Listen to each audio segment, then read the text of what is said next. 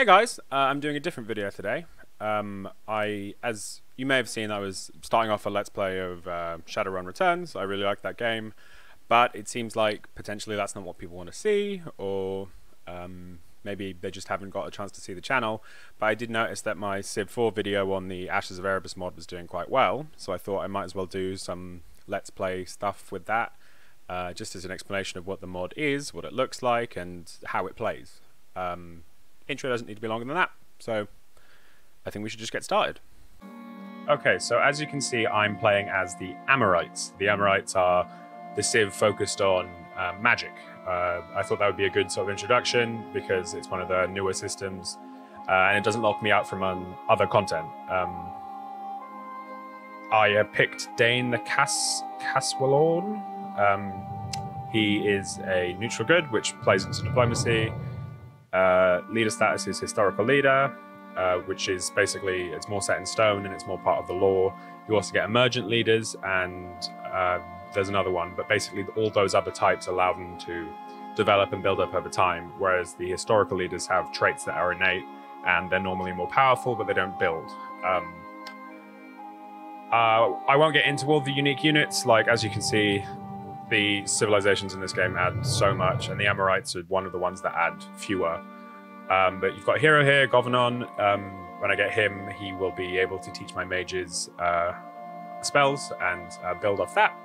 My world spell is Arcane Lacuna, which if you read the little bit down here, which gives you a strategy for each civilization, Arcane Lacuna essentially is it levels up all of your mages, but it downgrades all of your mana nodes, which is annoying to have to deal with, but then you can always just go back and rebuild them, so it's not too crushing a penalty. Yeah, I think I'll just get started then. Okay, so just like in most expectations of Civ 4, it starts off just sort of a regular world. You've got your settler, you've got your scout, you've got your warrior, but I'll start off by examining sort of the more standout features. So for instance, this up here is very, very important to my game strategy, which is a mana node.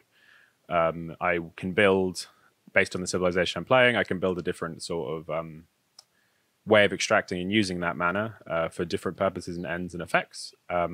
This here looks like a regular scout village, but it's called Foxford. It's one of the sort of rarer dungeon-esque things that you can explore, and it gives you like special bonuses or traits for the unit or things that go back to your civilization. And yeah, I'll be running into a few of these. Some I will be more wary of than others, but we'll see how we go. As to starting my first city, now I've kept all yield resource icons on because I just like having the extra information. I suppose if I set up here, I get good access to silk, wine. That jungle will be annoying, but hopefully I just won't have to expand out that way. That's also interesting. So these are ruins, ancient ruins for ancient civilizations from stuff that went before us. The lore of the game, I don't know if you watched my previous video, but the lore of the game is essentially that this is after a cataclysmic apocalyptic event, and civilization is starting to rebuild, and this is one of the ruins of the former civilization. You can explore it, I can go into it, we'll see what happens there, but essentially you'll have a random chance that something bad happening, some monsters spawn, your unit is permanently debilitated in a specific way, but yeah, the rewards can be quite great for doing stuff like that. We're getting the first inklings of the music in this game, which is really, really sick. It's normally drawn from other games. I actually got copyright struck on my in-depth video for use of, I think it was Might and Magic. But in the interest of, it'd be nice to have that has sea access, which is less important in this game than you might think. There's some good access there to graveyards that are similar to the dungeons I was mentioning before, some ruins, haunted lands. Yeah, I think I'll set up here. A good mix of, oh, rice, that's great. Yeah, that's great for a good start, first start. And Sevedes, our first city, has been spawned. these recommendeds, the game doesn't really know how to pass the mod very well, so I don't think I am going to pay attention to it much. But it's always good, I guess, early recon if I don't see any barbarians or anything like that. Oh, and of course, settling next to that scout hut gave me some goodies. I think gold. I wasn't really looking. I'll send the scout over there to get Foxford, and I'm quite a conservative player, so I'll put the warrior onto my city. Okay, so here are the first new techs. Crafting is just increases your industry. Agriculture increases your ability to grow food and grow your cities. You can sort of work out. Cartography is diplomacy and trading. Beginnings of fishing is for naval stuff. That's what that builds into. Hunting.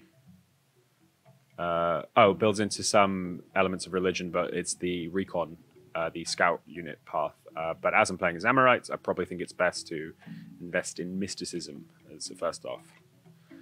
Let me just go garrison that. And okay, so your unit has encountered a village on the verge of hysteria. Rumor has it that werewolves are preying upon the villagers. This could be dangerous. The two options we have are to go and fight the werewolves and help the village, or to ignore it completely. You don't always get... So you see here, you get the little tooltip of what is positive. Sometimes you don't always get that. But I think, considering I'm about to build a recon unit anyway, the 15% chance of it being lost is fine. Good, good. So he now has the Adventurer, which means that he's better at exploring lairs like this in future. Sick. Astrologers knowledge the bear has moved into prominence. This constellation is sacred to Mulcan, and some say it signals the coming of a fierce winter. That would imply to me that somewhere in this game is the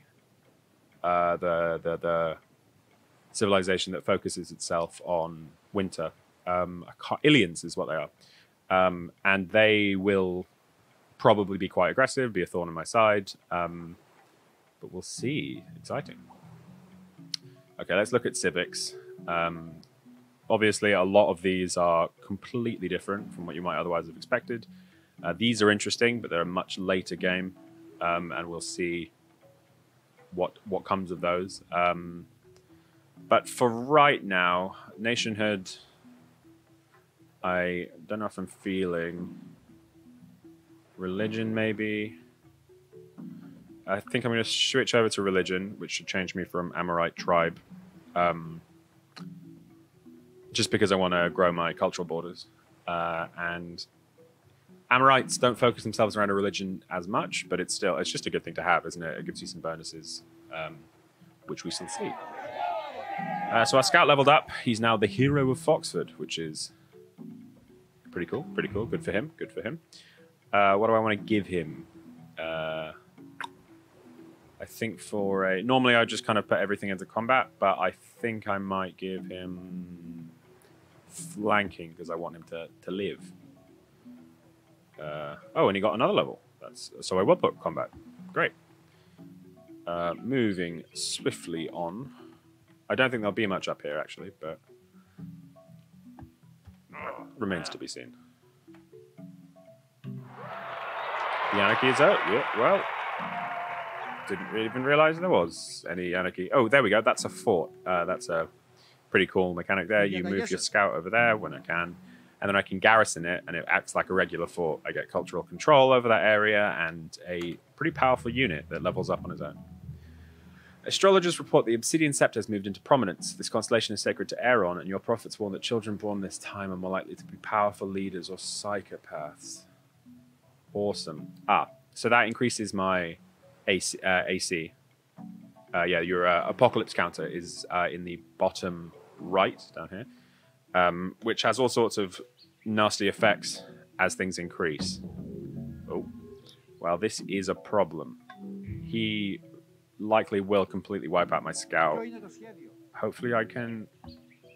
Yeah, we'll see what happens. I mean, he has a huge defensive... Hopefully he has a big defense advantage there, but it doesn't look good.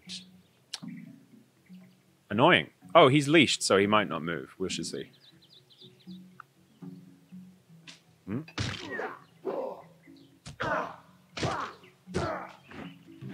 Hey, well, that was handy. He retreated. He isn't going to survive. So the hero of Foxford lives to fight another day. But that, unfortunately, I think that fort might now be occupied by the barbarians, which is endlessly frustrating. In the meantime, I didn't make note of this, but ooh, neighbor.